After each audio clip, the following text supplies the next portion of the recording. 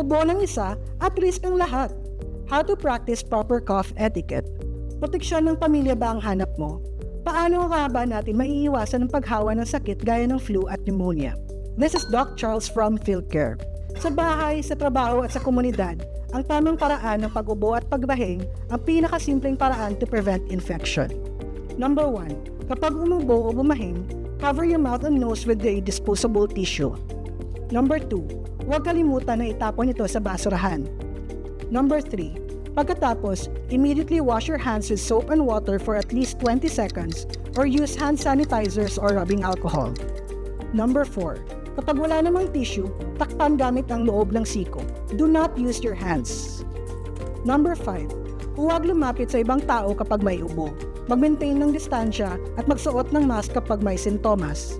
Number 6. Iwasang hawakan ng mukha pagkatapos humawak ng bagay o pagkatapos umubo.